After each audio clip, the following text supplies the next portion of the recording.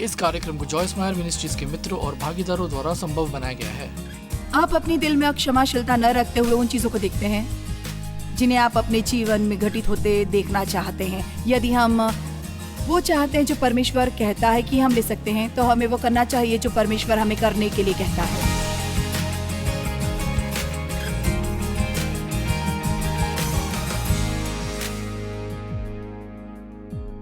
आज सुबह मैं आपसे कठिन समय के फल लाने के बारे में बात करना चाहती हूँ। जब सब कुछ आपके लिए बहुत अच्छा चल रहा हो तो अच्छे बने रहना मुश्किल नहीं है। जब आप अच्छा महसूस कर रहे हैं, आपके सामने कोई बड़ी समस्या नहीं है, आपको नौकरी में वेतन वृत्ति मिली है, आपको कल शॉपिंग पर जाना है या अगले सप्ताह आप छुट्टी पर जा रहे हैं, उन दिनों के दौरान मुश्किल नहीं होती। लेकिन ये तब ज्यादा मुश्किल हो जाता है जब आपके जीवन में सब कुछ गलत होता दिखाई दे रहा है और ये काफी समय से उसी दिशा में जा रहा है। हाँ, आमीन। और मेरा दृढ़ विश्वास है कि पवित्र आत्मा जिन चीजों से हमें बाहर लाने के लिए काम करता है उसमें टाइम लगता है। मुझे शक है कि कमरे में कोई भी है जिसे खुद पर पूरा भरोसा नहीं हो रहा है। यदि मेरे पति यहाँ होते, उसमें शायद ये है, मैंने कभी किसी इंसान को इतना संतुलित और मजबूत नहीं देखा। उसे परवाह नहीं कि लोग उसके बारे में क्या सोचते हैं। वो इसकी चिंता करने वाला नहीं है कि वो उसके बारे में क्या सोचते हैं। वो बस मजबूत है। मुझे परवाह नहीं कि क्या हो रहा है, जैसा कि सब सोचते हैं वैसा ये मेरा स्वभाव होता है। ये क्या हो रहा है?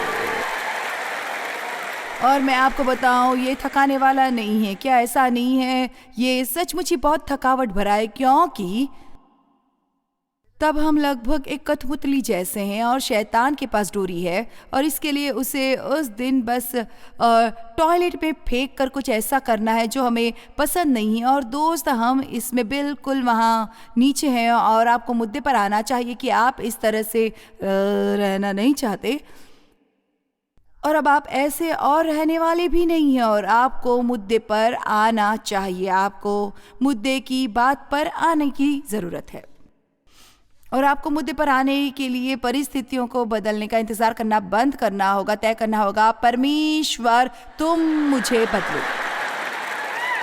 ऐसे ही बदलना है, न कि अपनी परिस्थितियों को। यीशु ने कहा, संसार में तुम्हें क्लेश होता है, ढाढ़स बांधो। मैंने संसार को जीत लिया है पूरी तरह से। आमीन। यूहन्ना 16:27 वो कहता है, अपनी शांति मैं तुम्हें देता हूँ, तुम्हारा मन न घबराए और न डरे। यूहन्ना 16:33 में वो कहता है, संसार में तुम्हें क्लेश होता है, ठाठस बांधो, मैंने संसार को जीत लिया। इसलिए मैंने जिस तरह आप शैतान के विरुद्ध गए थे, दूसरा घुसा मार के गिरा दे, शांत रहे और खुश रहे। लेकिन अब हमें ऐसा नहीं लगता है। मेरे पास इस पर एक किताब है, इसका नाम है लिविंग बियॉन्ड योर फीलिंग्स। दूसरे शब्दों में, आप में भावनाएं हो सकती हैं लेकिन आप उन्हें अपने पर हावी नहीं होने देंगे। यदि हम अपनी भावनाओं को अपने व्यवहार पर शासन करने देंगे तो शैतान हमें हर समय दौड़वाता रहेगा। यिर्मयाह 17:5 से शुरू यहोवा यूं कहता है, श्रापित है वो पुरुष जो मनुष्य पर भरोसा रखता है और उसका सहारा लेता है, जिसका मन यहोवा से महक जाता है। वो निर्जन देश के अधमरे पेड़ के समान होगा और कभी भलाई न देखेगा। वो निर्जल और निर्जन तथा लोभ दाई भूमि पर बसेगा। तो मुझे ऐसा लगता है कि आज भी दुनिया में वो जो लोगों पर भरोसा करते हैं, आप जानते हैं ये ऐसा है। खैर, उन्हें इस बारे में कुछ करने की ज़रूरत है। वो कौन है, उन्हें सब कुछ ठीक करने की ज़रूरत है। और हम ये भी जानते हैं कि वो कौन है, वो हम हैं।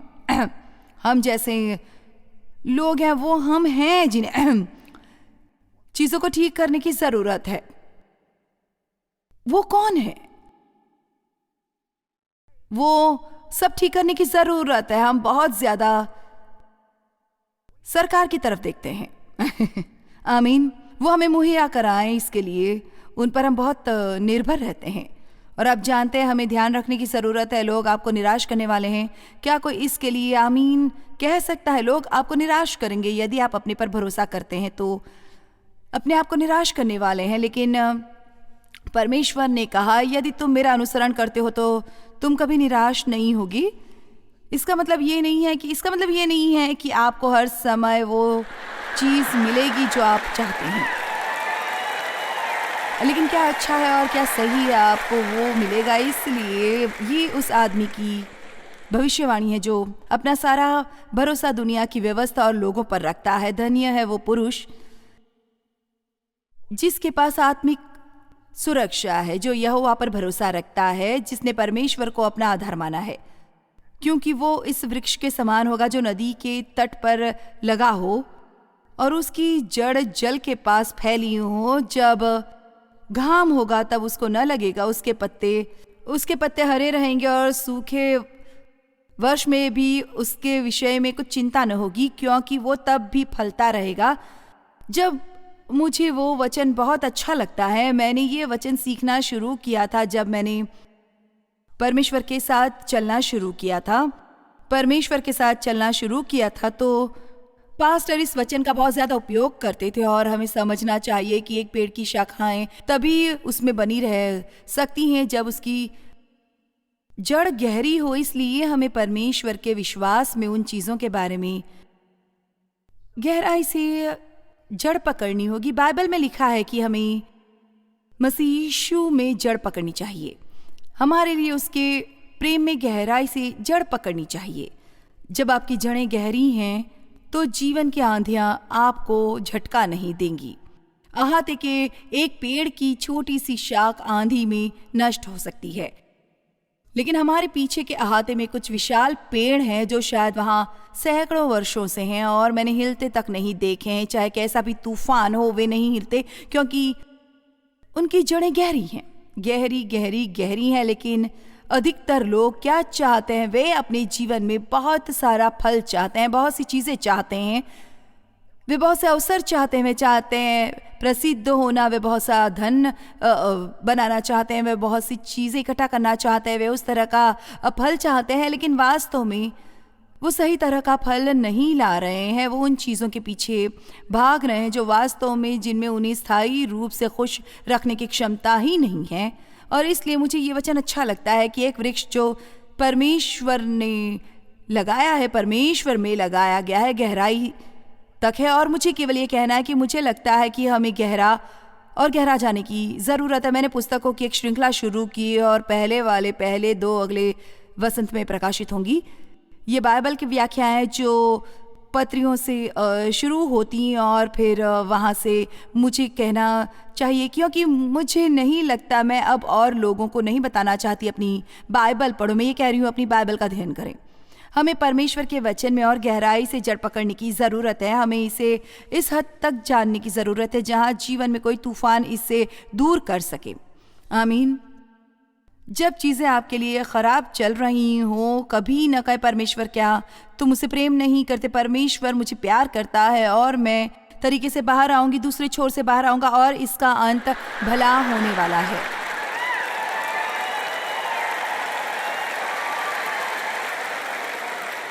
हम सबके जीवन में तूफान आते हैं। आप एक पूर्ण जीवन जीने वाले नहीं हैं जिसमें कभी कोई समस्या ना हो, लेकिन हमें परमेश्वर में गहरी जड़ पकड़नी है। चाहे कुछ भी हो जाए, हमें विकसित होना है। हम जीवन में अच्छा फल ला सकते हैं परमेश्वर की जड़ें बनकर। आमीन।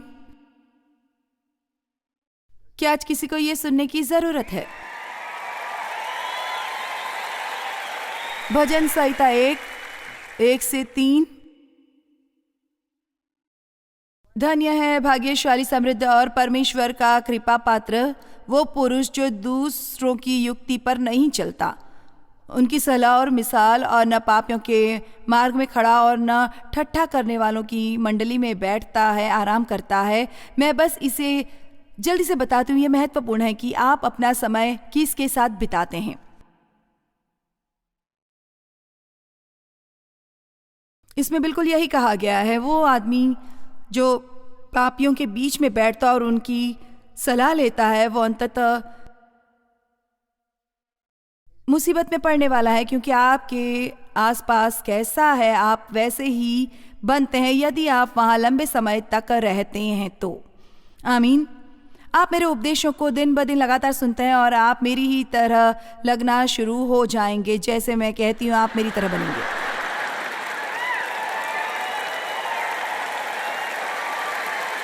यदि आप अपना पूरा समय एक शिकायत करने वाले और एक गप्पी के साथ बिताते हैं तो जैसा वो करते हैं वैसा करने में आपको वक्त नहीं लगेगा। आप में से कुछ अपनी समस्याओं को तुरंत ठीक कर सकते हैं यदि बस आपको कुछ नए मित्र मिल सकते हैं।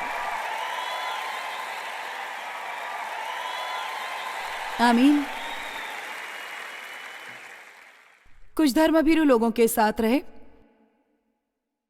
परंतु वो जो यहोवा की व्यवस्था से प्रसन्न रहता है और उसकी व्यवस्था, उसके विचार और शिक्षाएं पर रात दिन ध्यान करता रहता है, वो उस वृक्ष के समान है जो बहती नालियों के किनारे लगाया गया है और फलता है। ये फल नाम की चीज हर जगह है और अपनी रीति में फलता और जिसके पत्ते कभी मुरझाते नहीं, इसलिए जो कुछ वो पुरुष करे वो सफल होता है और वो परिपक्वता को पहुंचाता है।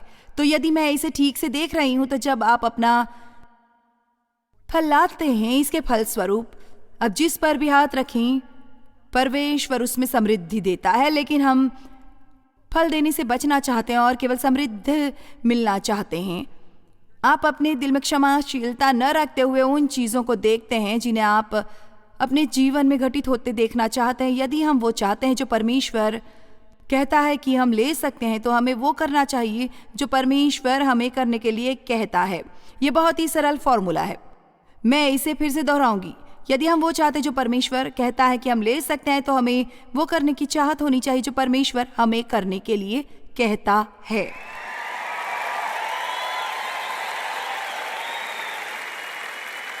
कभी मैं बड़बड़ाती थी क्योंकि मुझे लगता था जैसे परमेश्वर ने मुझे जो काम दिए थे जो मैं दूसरे लोगों को करते देखती थी लेकिन मैं नहीं कर सकती थी। उदाहरण के तौर पर उनमें से एक थी जिस तरह की फिल्में देखना मुझे अच्छा लगता था, मैं जा सकती थी और बहुत सी चीज़ें हैं जो मैं देखना पसंद करती हूँ, लेकिन मुझे नहीं लगता कि मैं देखने जा सकती हूँ क्योंकि उनमें कुछ ऐसी चीज़ें, और फिर भी कई लोगों को जानती हूँ, यहाँ तक कि मिनिस्ट्री के लोगों को भी, जिन्हें उस तरह की फिल्में देखने में कोई समस्या नहीं है, लेकिन जो बाकी लोग करते हैं उनके लिए आप जिम्मेदार नहीं हैं, आप सिर्फ अपने लिए जिम्मेदार हैं। और इसलिए मैं एक दिन परमेश्वर से शिकायत कर रही थी, खैर मुझे नहीं पता तुम मेरे साथ इतने सख्त क्यों हो, वो ऐसा कर सकते हैं और आप जानते हैं मैं ऐसा क्यों नहीं कर सकती। और क्या उन्होंने कहा, परमेश्वर ने मुझे क्या कहा, देखा तुमने बहुत मांगा है, क्या तुम वो चाहती हो कि नहीं।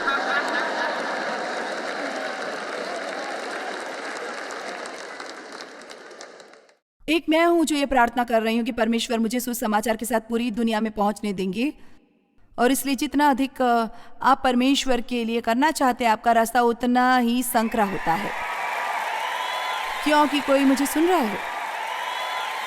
आपको चाहिए, आपको चौड़े रास्ते से नीचे उतरना चाहिए। चौड़े रास्ते पर चलना आसान होता है, उस रास्ते पर आपके बहुत से साथी होंगे, लेकिन यीशु एक संकरे मार्ग पर चला रहा है, और जो कोई भी अंततः उस तरह का जीवन चाहता है जैसा कि परमेश्वर चाहता है कि तुम ले सकते हो, मेरा मतलब है जीवन जो हर किसी चीज़ से परे हैं जिसकी हम कल्पना करते हैं, और मेरे लिए जीवन के उस हिस्से में कल्पना की जाने वाली हर चीज़ की समस्या हो और आप बिल्कुल भी परेशान न हो। आप चाहते हैं ऐसा जीवन?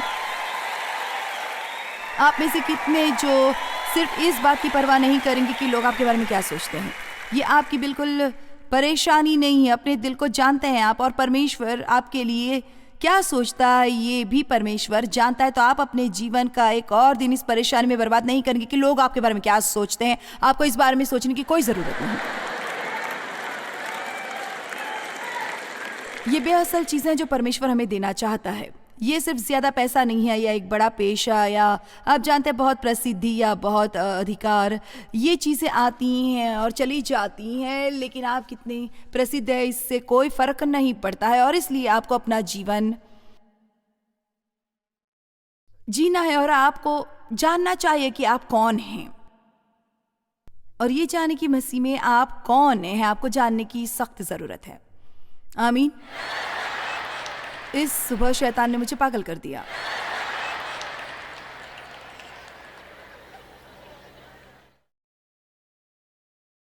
वो उस वृक्ष के समान है जो पानी के किनारे लगाया गया है।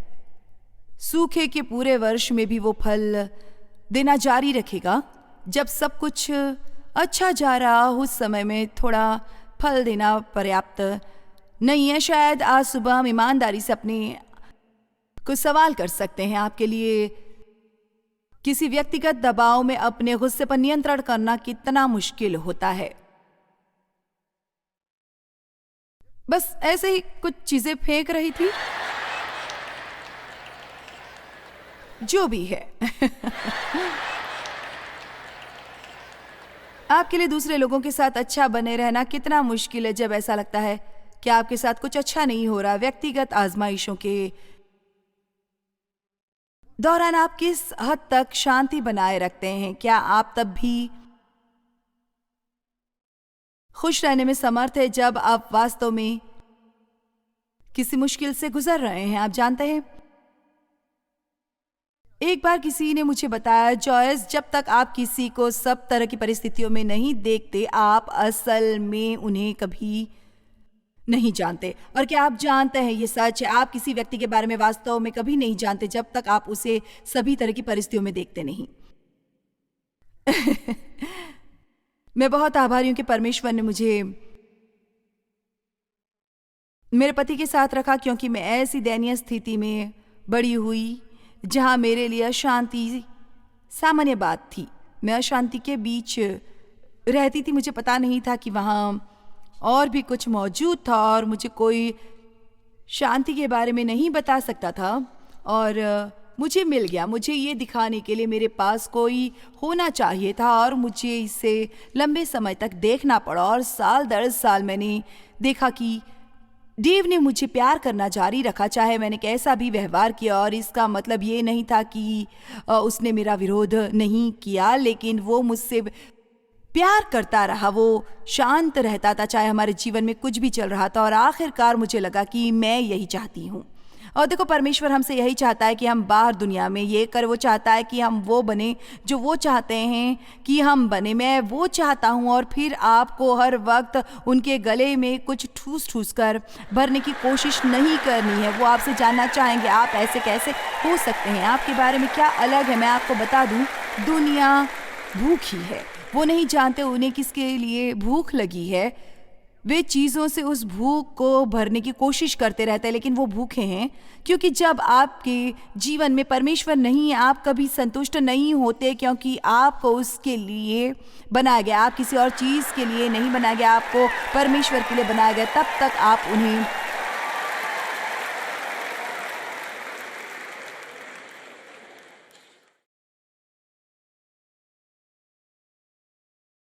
दबाव में न देखें। आप वास्तविक व्यक्ति को कभी नहीं देख सकते। फिर दबाव में, फिर से दबाव में अंदर क्या है ये दिखाता है। अब कोलोसियों 3:12-15 प्रेरित ईसाई व्यवहार में जो स्वीकार्य है उसकी एक विस्तृत सूची है। हर कहे व्यवहार। देखो, बेशक पहली बात जो महत्वपूर्ण है वो है हम क्या विश्वास करते हैं, लेकिन कार्य के बिना विश्वास मृत है। याकूब ने कहा, विश्वास हमेशा पहले है, लेकिन अच्छे कार्य पीछे चलने चाहिए। अब यदि आप सिर्फ अच्छे काम करते हैं और परमेश्वर पर विश्वास नहीं है तो ये बेकार है, क्योंकि हम हमारे कार्यों से नहीं बचाए जाते। लेकिन यदि हम विश्वास से बचाए गए हैं और आप मसीह में एक नए व्यक्ति बने और आप वो हैं, तो फिर अच्छे काम करने की स्वाभाविक इच्छा होनी चाहिए आप में। लेकिन हमें इसमें बढ़ना चाहिए। हमें नई आदतें सीखनी चाहिए। हमें प्रतिक्रियाएं देने के नए तरीके सीखने होंगे। सचमुच आपका पुनर्जन्म हुआ है। आपने परमेश्वर के स्कूल में प्रवेश किया है और उस दिन तक स्कूल जाएंगे जब तक कि वो आपको लेने वापस नहीं आता है। और हमेशा सीखना और दोबारा सीखना और कुछ उन्हीं कामों को बार बार करना ताकि वो सब छूट न जाए। इसलिए मुझे आप पर गर्व है कि बजाय बाहर निकलकर उन कुछ कामों को करने के जो आप कर सकते हैं, आप समय लेकर बाहर निकलकर आज यहाँ कुछ ऐसे बैठे हैं। अब मैं इसे बहुत स्पष्ट करने जा रही हूँ कि हम इस तरह से व्यवहार नहीं कर सकते जैसा हमें ईश्वर के बिना करना चाहिए। ये ऐसा कुछ नहीं है कि आप बस छलांग लगाकर करने का फैसला करें। मैं यहाँ से जाने वाला नहीं और अच्छा बनने वाला हूँ, मैं नहीं जाऊँगा।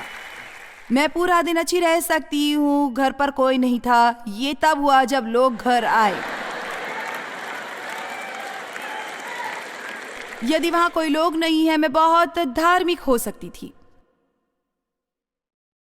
लेकिन वो हर जगह है, हर जगह। आज दोपहर हम इस बारे में ज्यादा बातचीत करने वाले हैं। तो यहां एक सूची है, कुलुस्सियों 3:12। इसलिए परमेश्वर के चुने हुओं की नाई जो पवित्र और प्रिय है, बड़ी करुणा और भलाई और दीनता और नम्रता और सहनशीलता धारण करो। ओह, क्या तुम नहीं चाहते कि वहां नहीं था? परमेश्वर, मैं नहीं चाहता कि इसे सहन करूं और एक अच्छा रवैया रखूं। मैं चाहता हूं कि आप इससे छुटकारा पाएं। करुणा, भलाई और दीनता का हृदय धारण करने को शब्दों पर ध्यान दिखाया नहीं, ये शब्द धारण करो बाइबल में कई जगह पाया जाता है। और मेरे लिए ये एक बहुत महत्वपूर्ण कहावत बन गया क्योंकि मैंने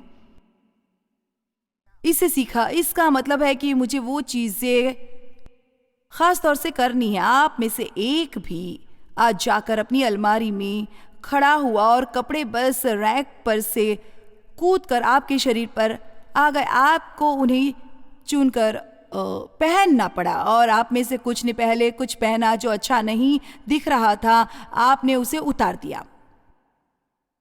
आप कुछ ऐसा चाहते थे जो आप पर जचे। मैंने आज सुबह ये नहीं किया है। खुदा मेरी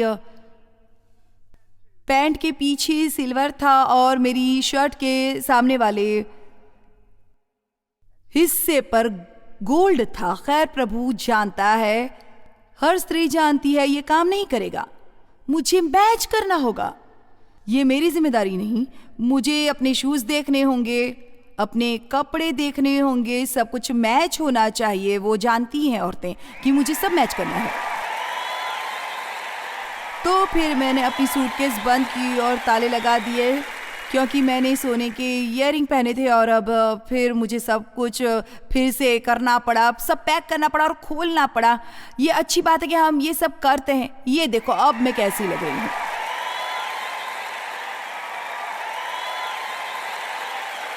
खैर, यदि हम इतना ही समय आध्यात्मिक रूप से तैयार होने में बिताएं तो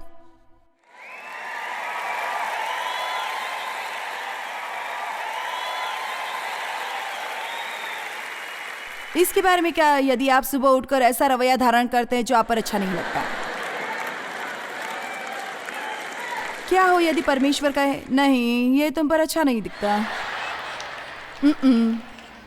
फल लाना, अच्छा फल लाने के लिए कुछ होना चाहिए और इसे कहते हैं छटाई कलाई।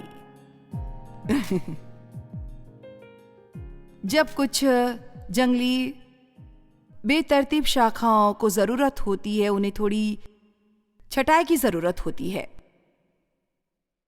यदि आप नहीं जानते कि कटाई छटाई क्या है, इसका मतलब कि जब एक वृक्ष इधर उधर बढ़ना शुरू करता है और अचानक कुछ शाखाएं उस तरफ जाना चाहती हैं, इससे चीज की पूरी सुंदरता खराब हो जाती है, इसलिए आप उन्हें काट देते हैं।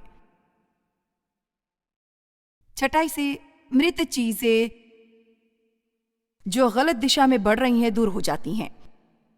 और बाइबल में लिखा है कि वो दाखलता है, हम डालियां हैं और हर डाली जो उसमें है और फल नहीं लाती उसे वो काट डालता है, फेंक देता है। हर डाली जो फलती है उसे वो छांटता है ताकि वो और फले और उत्तम फल लाए। तो मुझे ऐसा लगता है कि ये छटाई जीवन का सत्य है, हम इससे दूर नहीं हो सकते।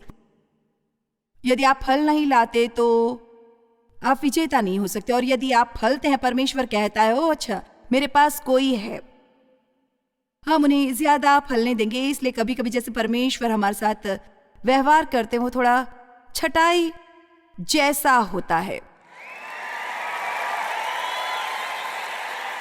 एक बड़ा काम है जो आज करना ही होगा। आप में से कुछ को इसकी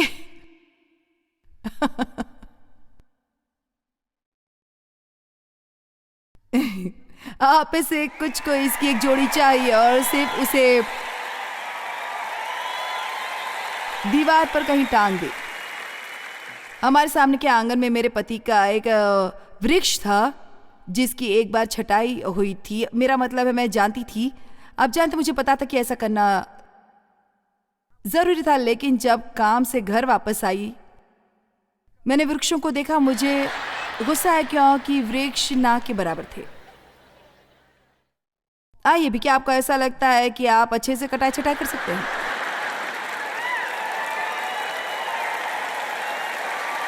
और उसने कहा बस धैर्य रखो। मेरे पति ने ये बहुत ज्यादा किया है, वो मेरे पास नहीं है, बस धैर्य रखो और अगले साल तुम देखोगे। खैर अगले साल एक सुंदर वृक्ष नहीं चाहती थी, मैं अभी एक सुंदर वृक्ष चाहती थी। अब आप में से कितने जानते हैं कि ये हमारी समस्या है? हम अगले साल या 5 साल में कुछ नहीं चाहते, हमें अभी वो चाहिए। खैर परमेश्वर इस तरह से काम नहीं करता। कभी कभी वो वापस हमारी छटाई करता है। जैसे उदाहरण के तौर पर वो कहते हैं, जैसे कि एक आड़ू का वृक्ष, एक अच्छा किसान या आड़ू के बाग उगाने वाला, यदि वो वास्तव में अच्छे हैं, पहले साल पेड़ में थोड़े छोटे फल आते हैं, वे जाके उन्हें तोड़ लेते हैं। अगले साल थोड़ा बड़ा फल होता है, वे उसे भी तोड़ देते हैं। और यदि उनमें धैर्य होगा और पहले कुछ साल तक वे वास्तव में उसमें फल नहीं लगने देंगे, तो फिर ये किसी दूसरे पेड़ के मुकाबले उत्तम फल देगा। अब आइए भी, आप में से कुछ वहां है, मैं जानती हूं अपने साथ हैं। आप जानते हैं, जब परमेश्वर ने मुझे शिक्षा देने के लिए बुलाया, मुझे यकीनन ऐसा लग रहा था अगली सुबह मैं बिस्तर से उठूंगी और दुनिया में जाऊंगी। जैसे परमेश्वर ने कहा तुम पूरी दुनिया में मेरे वचन को सिखाने के लिए घूमोगे। खैर मुझे पता नहीं था कि इसका मतलब था जैसे अब से सालों तक। देखो, हम में से बहुतों को परमेश्वर ने कुछ करने के लिए बुलाया है, लेकिन हम कहीं रहना नहीं चाहते। हमें वो तैयार करना होगा। हमें जरूरत है कि वो हमें तैयार करे। ठहरना नहीं चाहते कि वो हमें उन कामों के लिए तैयार करें जिन्हें करने के लिए उसने हमें बुलाया है। ये दिलचस्प है, ताज पहनने से 20 साल पहले दाऊद का राजा बनने के लिए अभिषेक किया गया था। हेलो, ताज पहनने से 20 साल पहले जब परमेश्वर आपके मन में कुछ डालते हैं तो आपको उसको अंत तक करना है। आप इसे ऐसे देखिए, वाओ, लेकिन इसकी शुरुआत एक छोटे से आड़ू के पेड़ पर बाहर आने की तरह होती है और परमेश्वर आने वाले हैं और उस छोटे से फल को खींचकर खैर निश्चित रूप से अगले साल हमारे सामने आंगन में एक भव्य पेड़ था और परमेश्वर हमसे इतना प्रेम करता है कि वो हमारे नीचे से उन चीजों को निकाल कर बाहर करेगा जो हमारी बैसाखियां बन गई हैं।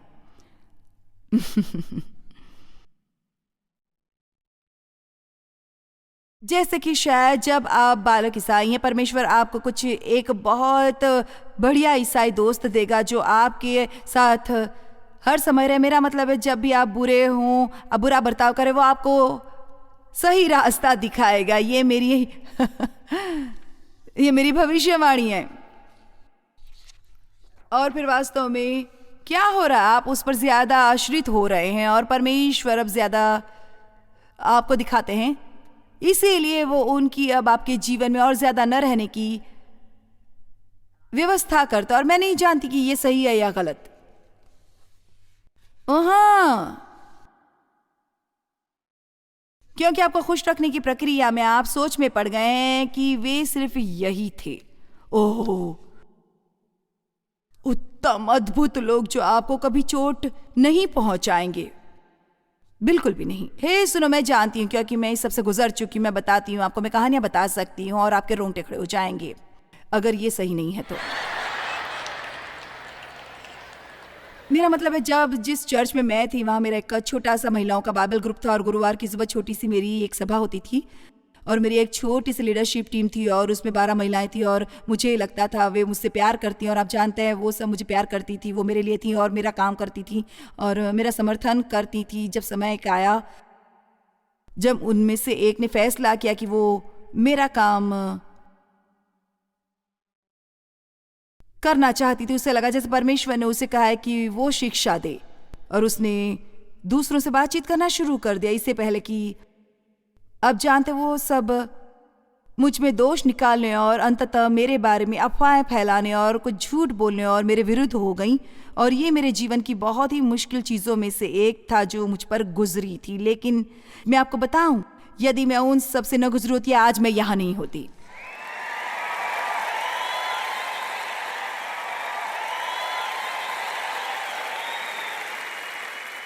क्योंकि मैंने उन सब पर बहुत ज़्यादा भरोसा किया था, मुझे उनमें पूरा भरोसा था। और परमेश्वर आपसे इतना प्यार करते हैं जो मैं कहने की तैयारी कर रही हूँ, कृपया वो गलत न समझे, लेकिन परमेश्वर आपसे इतना प्रेम करता है कि वो आपके जीवन में ऐसा कुछ नहीं होने देगा जिससे आप लंबे समय तक आहत हों, क्योंकि अंत में वो आपको एक बेहतर इंसान बनाने का इरादा रखता है आपके जीवन में।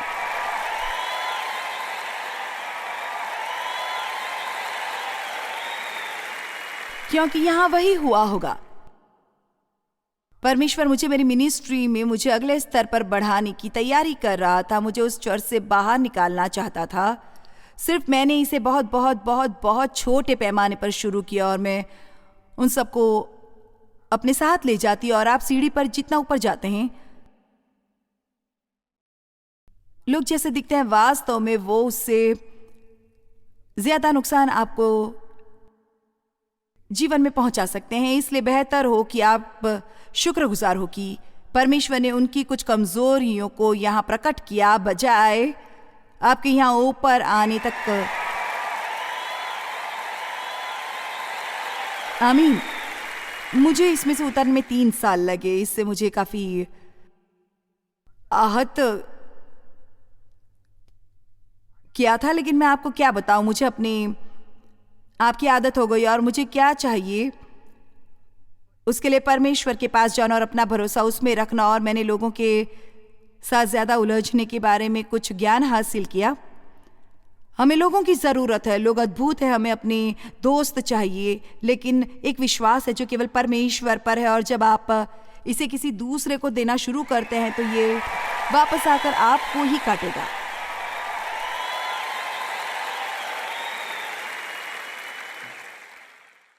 यशाया अध्याय 61 में कुछ बहुत ही सुंदर वचन है। पहले 3 वचनों में मुझे बहुत बहुत बहुत वर्षों तक मुश्किलों के दौर से गुजरने में मदद की और मैं बस उन्हें हमारे लिए पढ़ने जा रही हूँ। थोड़ा समय निकालना होगा आपको क्योंकि हम फिर से इस फल देने वाली बात पर वापस आएंगे। यशाया 61 वचन 1 से 3। प्रभु यहोवा का आत्मा मुझ पर है क्योंकि यहोवा ने सुसमाचार सुनाने के लिए मेरा अभिषेक किया है और मुझे इसलिए भेजा है कि खेदित मन के लोगों को शांति दूं, कि बंधुओं के लिए स्वतंत्रता का और कैदियों के लिए छुटकारे का प्रचार करूं। खैर, मैं उन खेदित मन वाले लोगों में से एक और मुझे यकीन है आप में से भी कई ऐसे ही, और यीशु सिर्फ मेरे जैसे और आप जैसे लोगों के लिए ही आया है। वो आया कि यहोवा के प्रसन्न रहने के वर्ष का और हमारे परमेश्वर के पलटा लेने के दिन का प्रचार करे। क्या आपको ये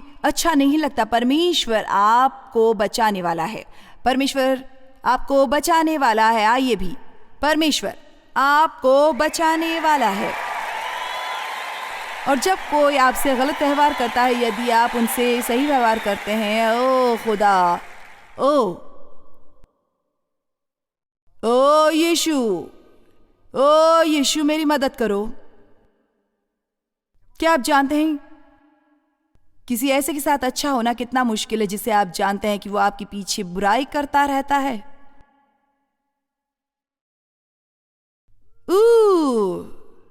तभी मुझे उस बड़ी छटाई करने वाली कैंची की जरूरत है। कोई जिसके साथ हम काम करते थे, वास्तव में हमने उन्हें बहुत काम सिखाया था। वो एक बाहर की कंपनी थी, कोई ऐसी थी जिसने हमारे लिए काम किया हो, लेकिन उन्होंने हमारे साथ बहुत काम किया। किसी ने मुझे बताया कि वो एक बूथ पर एक रेस्टोरेंट में थे और लोग जिनके साथ हमने काम किया था वो एक दम उनके पीछे बैठे थे और वो बस मेरी बुराई कर रहे थे। मेरा मतलब है बस वो मेरे बारे में भली बुरी बातें कर रहे थे, वो ऐसी है वैसी है। और फिर मुझे मेरी योजना मिल गई।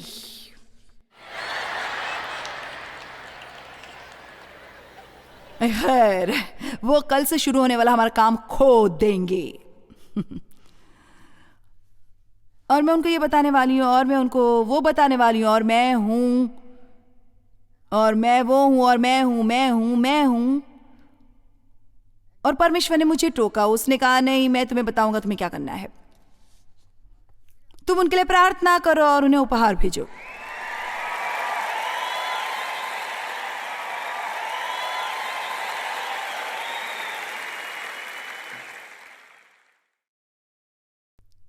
ईमानदारी से, और मैं आपको सच्चाई बता रही हूं, मैं बहुत ज्यादा चाहती थी कि उन्हें अपनी पुस्तक me and my big mouth की अनाम पत्री भेजो।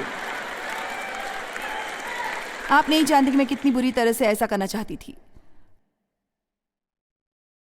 और इसलिए मैंने फैसला किया। मैं महसूस कर सकती थी जैसे ही मैंने परमेश्वर को हाँ कहा, मैं खुश थी। अब मेरा मतलब है, मैं जानती हूं कि ये बेवकूफ़ी जैसा है, लेकिन आप सही काम करते हैं, आपको हमेशा खुशी मिलती है। भले ये मुश्किल हो, ये हमेशा आपको खुशी देता है। तो मैंने उन्हें एक धन्यवाद का नोट लिखा और बताया कि उनके साथ काम करके मुझे कितना अच्छा लग रहा है। और आप जानते हैं भविष्य में भी आपके साथ की आशा करते हैं और उन्हें बाहर लंच के लिए कुछ उपहार सर्टिफिकेट्स भेजे। मैं पूरी तरह से चाहती थी कि उन्हें उस रेस्टोरेंट के उपहार सर्टिफिकेट भेजूं जहां वो मेरे बारे में बात कर रहे थे। लेकिन मेरी छोटी सी तलाश ने मुझे कुछ और ही दिखाया कि मुझे क्या करना है।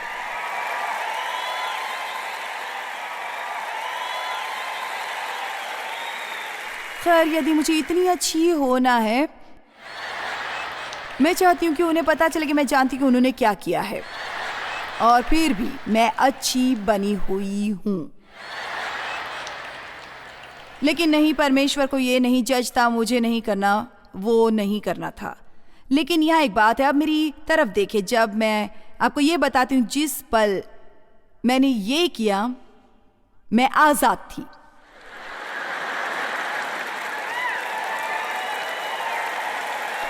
जब आप ऐसा करते हैं तो लोग आपको और आहत नहीं कर सकते, क्योंकि आप देखिए इसका रहस्य रोमियो 12:21 में मिलता है। भलाई से बुराई को जीत लो। बुराई को जीतने का रास्ता है उसे भलाई से जीत लो। आपने ये कहावत सुनी है, उन्हें करुणा से मार डालो। वो आया कि सिय्योन के विलाप करने वालों के सिर पर की राख दूर करके सुंदर पगड़ी बांध दूं, कि उनका विलाप दूर करके हर्ष का तेल लगाऊं और उनकी उदासी हटाकर यश का ओढ़ना ओढ़ाऊं। और आगे वो कहता है, जिसने वे धर्म के बाज वृक्ष और यहोवा के लगाए हुए कहलाए और जिससे उसकी महिमा प्रकट हो। तो परमेश्वर उन लोगों को लेना चाहता है जिनके साथ खिलवाड़ हुआ है, जो परेशान हैं, आहत हैं और जिनका उपयोग किया गया और जिनके साथ दुर्व्यवहार हुआ, और वो उनको चंगा करना चाहता है। लेकिन वो हमें सिर्फ इसलिए ठीक नहीं करना चाहता कि हम अच्छा महसूस करें। वो चाहता है उनमें जो हमें उसने दिया है वो हम दूसरों को तो जो हमें मिला है। यहाँ कोई घर पर है आज?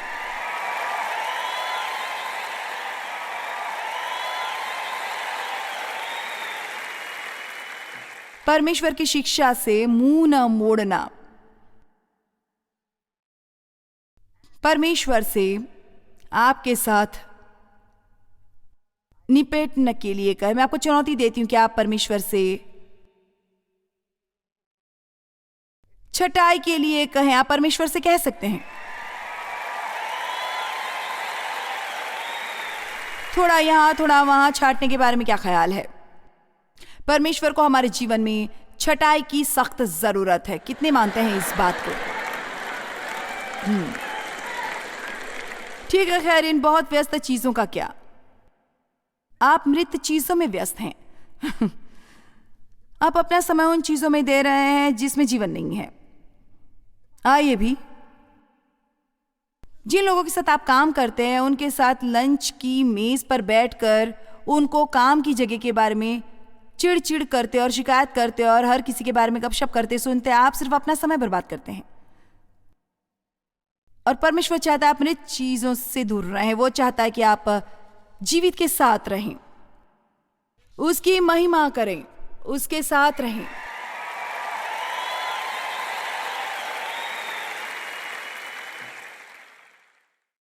परमेश्वर के पास कुछ अद्भुत है जो कि वो आपको देना चाहता है आपके जीवन के लिए, लेकिन हमें हमारी जड़ें उसमें चाहिए। हम सिर्फ चंगा होने के लिए चंगे नहीं होते, हम चंगे होते हैं ताकि हम दूसरों की मदद कर सकें। मैं जानती हूं कि मैं जो कर रही हूं उससे शैतान इतना पागल हो रहा है कि उससे बर्दाश्त नहीं हो रहा है। यदि आपको लगता है कि यीशु आपके पीछे आ रहा है तो आपको ऐसा कुछ करना होगा।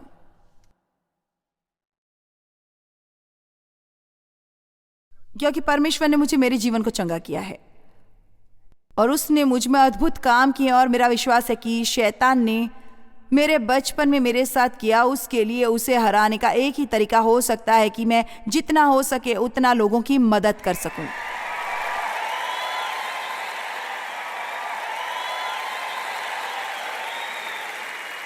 क्योंकि आपकी शुरुआत खराब हुई तो बजाय बैठे रहने और अपने शेष जीवन को दुखी करने की बजाय आपकी शुरुआत कैसी हुई, आपको इसको समाप्त करना होगा। आमीन। और मैं आपको यहां बता रही हूं कि इससे फर्क नहीं पड़ता कि आपके पास क्या नहीं है, आपके पास परमेश्वर है, और जब तक वो आपके पक्ष में है, आप और परमेश्वर मिलकर अपने जीवन में किसी को भी हरा सकते हैं, किसी को भी, किसी को भी।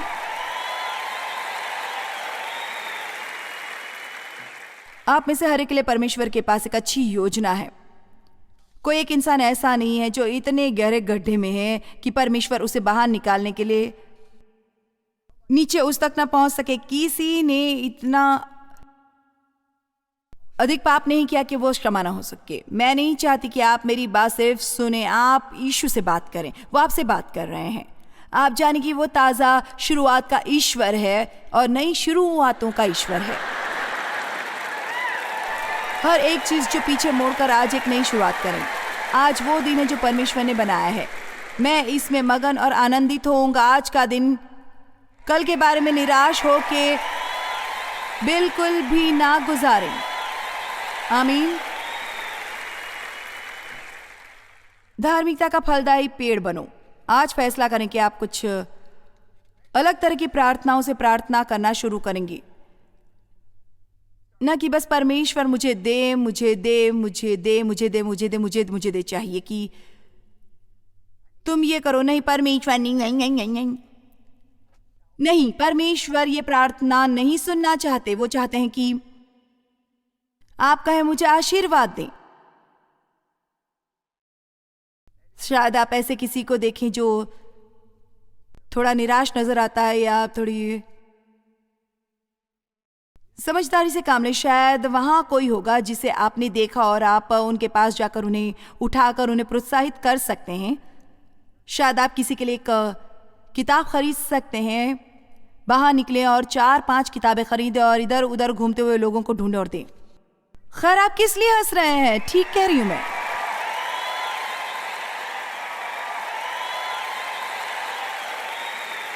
हमारे पास एक आदमी था और वास्तव में वो अभी भी है। वो अब टीम में काम कर रहा है। वो हमारी सभाओं में आया करता था और वो हर सभा में आता था और यही करता था कि संसाधनों को खरीदना और फिर आसपास घूमते हुए लोगों को देना। वो एक लंबी बरसाती पहनता था, इसलिए कभी कभी वो एक तरह से लोगों को डरा देता था।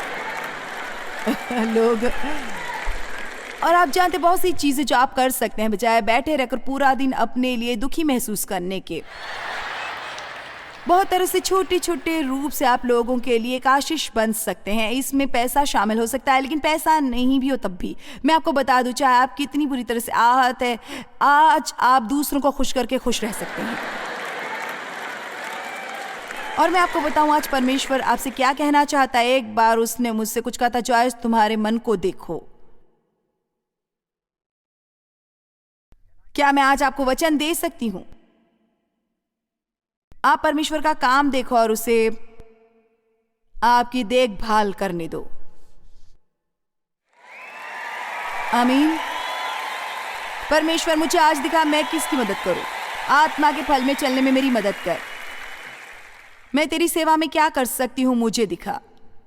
मुझसे निपट यीशु, अपनी छटाई की कैंची निकाल और मुझे वैसा बना जैसा तू चाहता है कि मैं बनूं।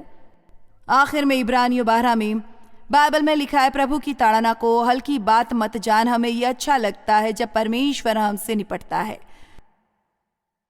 वहां पहुंचने में थोड़ा समय लगता है, लेकिन मैं आपको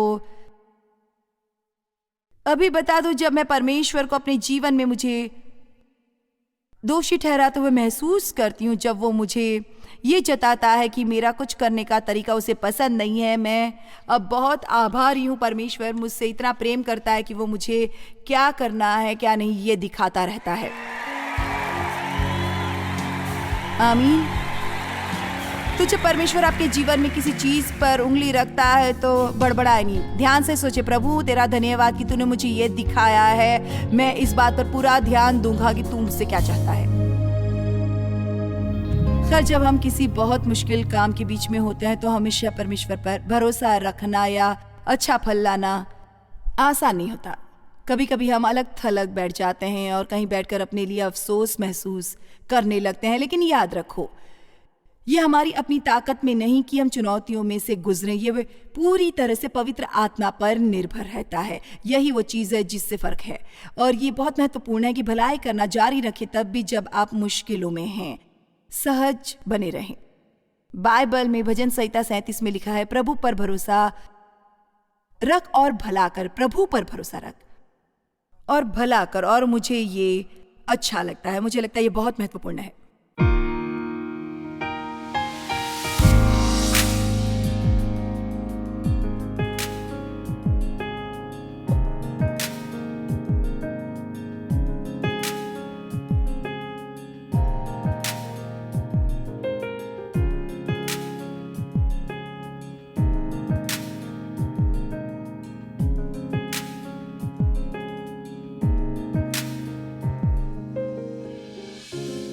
इस कार्यक्रम को जॉयस मायर मिनिस्ट्रीज के मित्रों और भागीदारों द्वारा संभव बनाया गया है।